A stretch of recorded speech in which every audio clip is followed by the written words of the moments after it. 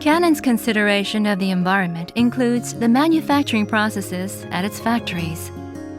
私たち工場にとって生産時の環境負荷の低減は大きな課題です。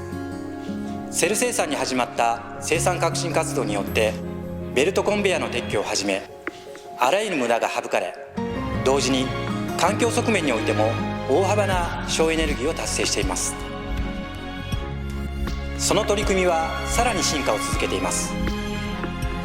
今まで聖域とされていた生産現場の温度環境にも着目し、規格ギリギリまで温度管理を行うことでさらなる省エネに取り組んでいます。In addition, for the removal of dust and other fine particles, the company switched to a quieter, noise-reducing nozzle that uses half the amount of air as conventional nozzles.